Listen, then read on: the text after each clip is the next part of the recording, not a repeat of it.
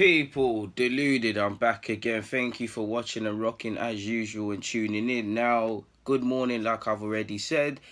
Might as well look at some of the transfer news. This is another slow day. It's been a slow couple of days. I know we've probably gone cold on the Saliba front. The latest one that seems to be being done is Kieran Tierney. If you was to believe reports, we've signed Saliba, Tierney and Carrasco. To be fair with you, everybody's agreed personal terms. Everybody is one step away and moving ever closer to joining the club. The club is always optimistic about signing players. Obviously, a lot can happen, but we can only deal with the facts. Until I personally see on Arsenal.com or Sky Sports someone holding the Arsenal shirt, anything can happen. We all know, ironically, that's probably the last step of a transfer being officially confirmed now, because you've got accounts that do a great job of tracking planes, like you've seen for Torreira and Aubameyang at Arsenal, for example, and I'm sure there's many other examples. But let's crack on with some of the transfer news, man, really and truly. There's not much to really speak about. But, Hassani will not join PSG. Arsenal and Barcelona will be competing for him. If I remember correctly, he is a midfield player, people. I could be wrong on that, but the name does look familiar. I'm pretty sure he's a midfielder with good technical abilities. If I've got him mistaken for someone, then forgive me. I'm sure he's 17, 18 years of age. So that ties in with the whole development aspect and things. Obviously, you know PSG have many young players. Out of all of the big clubs, allegedly, they actually, you can see some PSG homegrown players there. Diaby's left for Konku's being sold, and Kimpembe is obviously looks to be leaving as well. But compare that to outside a couple other clubs. Obviously, Arsenal probably have a clearer pathway than Barcelona and PSG. Even the best of kids with all the talent realise struggle to make it at Barcelona, so that could be it for us. Maybe there's other clubs interested, and if you did really want to progress to the first team, maybe he needs to look for a club outside this sort of bracket. But who knows? We've been linked with him. Some account on Twitter called Garbosi, I believe, he said, My info from sources at Arsenal is that Arsenal are willing to increase their opening offer for Tierney, but only willing to go to 20 million in guaranteed payments plus 5 million in add-ons. Now, come on, man, just give them the 25 million, man. Just give them the 20 million and just say you pay them, you run the 5 million to them in installments. Just give them the money, man. For a left back in today's society, you're more or less looking for 40 million or so. So 25 is a steal for someone that is 22 years of age, that can grow and mature with other members of the back line. You look at Bellerin, he's not too old. Holding's obviously there. If you bring in Saliba, if not Saliba, Mavropanos and things like that. If I haven't said Leno already, Bellerin at right back, that's a strong sort of young back five, including the keeper, to move forward with one that can be developed and help reach maturity. You struggle to find any great team that's won stuff without a competent defense. And I'm not talking looking at their ability. If you look at the names and say, oh, they don't look like a good defense, probably go and look at their performances. Because players make the difference, great players make the difference, but it's defence week in, week out, that really has to say. You can't win anything without a defence. Everyone will praise Liverpool for goal scorers.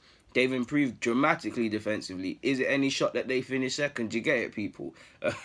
So we'll see how that one goes. Personally, just give the man the money, man. Just give the club the money and let's move forward, man, because pre-season starts next week.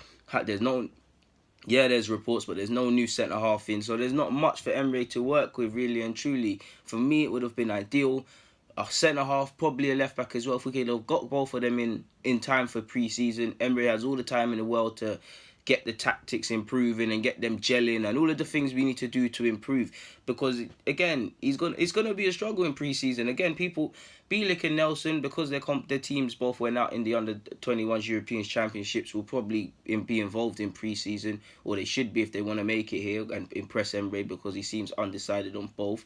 Probably go to America. But you're looking at Torreira at the Copa America. You're looking at Iwobi, regardless of your opinion, at the African Cup of Nations. Some play on top of not having a first choice back five, he might not have some of his first choice players. So it is going to be a struggle. And ironically, I'm hearing Newcastle are getting rid of Rafa Benitez, so they're having their own struggles in the build up to the first game of the season. But we need to be ready, because there's no excuses. Come the 90th minute against Newcastle, we start as we mean to go on. There's no hiding place for anyone. Emre, the players, everybody, because For me personally, I think it's gonna be more of the same people. To be fair with you, not getting top four. But if the club give me something to get behind, and I'm seeing consistency and desire and all of these things, then I'll change my tune as I did last season. Last season, I wasn't screaming top four in August and these months. A year from this date, I was not screaming it. But as the season went on, you lot know me, I was battling. Then I was seeing something. Then the club obviously I got behind it. Then the club dropped it out their hands, people. So seeing is believing. Gabriel Martinelli's Eternal teammate Leo Pereira has also on Instagram wished Martinelli good luck. Now that could be a cryptic message. I don't think it said good luck at your new club. I think it just said a safe journey, farewell, and good luck. As you know, we allegedly more or less tied up the £5 to £6 million deal for the 17-year-old, who will be confirmed once he turns 18. He's got an Italian passport. Allegedly, he's a Kajigio, can never say his name, signing, so we'll see how he comes into it. Obviously, with the model we're trying to do with young players, I'm keen to see how he does. Obviously, because he's Brazilian, the money, the hype, people are going to expect him to hit the ground running, but we need to allow him to first and foremost familiarise himself, become familiar better yet with his new surroundings. I don't know where he lives in Brazil, but I'm pretty sure it must be different to London, so he's got to deal with the language barrier. His family will probably come with him, but the family aspect, he's really got, and he's still a young man. He's 18 years of age, people. Can he even cook for himself? No disrespect. So we need to give him time to and stuff like that to hit the ground running. But he does look like a promising player. For the fans, it's good. If you're any of these young players, not everybody can make it, so decisions will have to be made over a couple of these young players.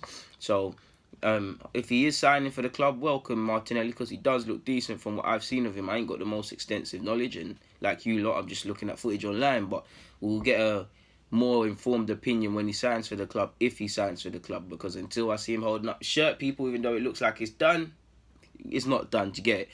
Moving on, we already know that we've been linked with Torino centre-half Armando Izzo. Decent ball player. Apparently he's got Mafia family members as well, man. That might scare a couple teams away from home when we play them.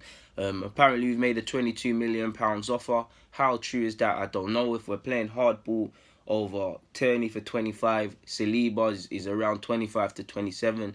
Is this really legit? Is it a backup signing? I don't know, people. Staying on top with centre-halves as well, people.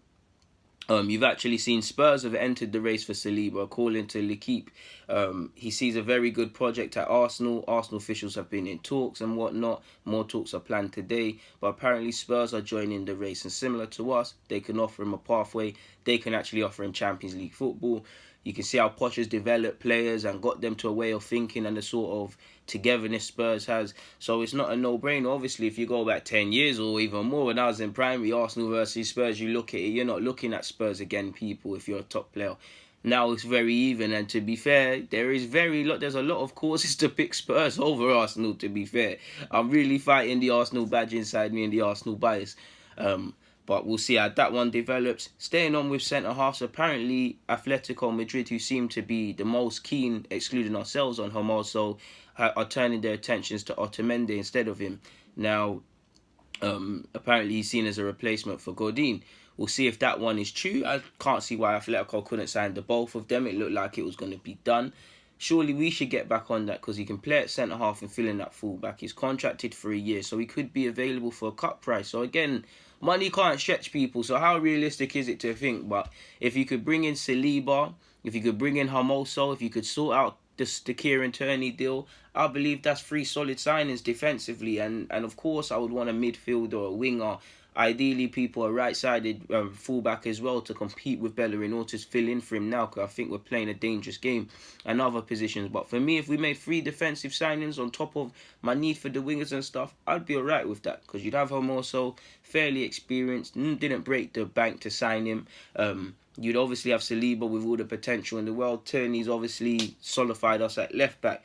And I believe if there's one position or area I want to sort out, people, for me, again, there's no rights and wrongs, it's defence. For me, I know I just said I want wingers and midfielders and other things, but if I was only issued 1 to 3 signings, they're going to be defensive, people.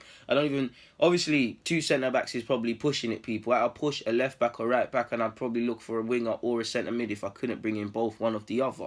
But Yeah, man. We also know there's a lot of depth on the books as well and whatnot, man. I don't know if Mustafi wants to return to Spain and if he will pick Espanyol, for example, but he's someone I'd be floating his name about, to be fair with you. At best, you could hope for Mustafi off the books on loan with an option to buy for the next 2 years or so, because I can't see anybody buying him, really and truly, people. I really can't. We might even just have to bite the bullet and let a man go for free, really. And whatnot. But we'll see how that one goes. There's one I'm missing out, people. Obviously, the Torreira stuff won't just go away. The Torreira things won't go away. And for me, people, if we look at it, yeah, the latest report also says Torreira will put pressure on Arsenal to negotiate a deal with AC Milan. Now, it's easy to invent this story. Ivan Gazidis, we all know his history of Arsenal. I believe AC Milan have brought in a new manager that previously managed Sampdoria, so they're going to go heavy on this. Why would, apart from the lifestyle in Italy, which he has spoken about, why would he want to leave Arsenal for AC Milan? They're not in the champs. They're not AC Milan of recent. I don't think he wants to leave if he does, because it is a mad change of tune. He was saying out of the fans, he's taking to the fans the way of life. He was speaking about next season, the togetherness, and all of these sort of things. And he's also at the Copa America, so he's hardly in a position to come out and quash these rumours. His focus is on that, and it should be, people. But he could, if he does want to leave, then I would want Torreira to stay by all means, people. You lot know Torreira's my guy, but if he wants to leave, then F off, to be fair with you. I'm not, if man don't want to be here, they don't want to be here, innit? If you're not Messi or Ronaldo, then I don't really care, innit, really and truly. It's just the case would be if players are going to be replaced. And we signed him for, what, 40 million, more or less, forgive me if I'm wrong. We need to be making a decent profit on that. If AC Milan really want him, we need to break their hand if they want to sign him. They need to know that they're going to be broke and poor and eating pot noodles if they want him, really and truly. But if I was Torreira, and I know there's Spanish speakers in the side, there's obviously Emre and his coaching staff that speak Spanish, but if you remember what he said about the language barrier, could that be a cause of his loneliness? Now, he was in Italy for a while, he was at Pescara, he's obviously at Sampdoria, he knows the way of life, and the weather is better, probably, well, the Italian weather does suit a South America more than England, for example. Imagine if he signed for Manchester or Stoke, or the teams there where the weather is really killam up there, or up north somewhere, he'd really feel it.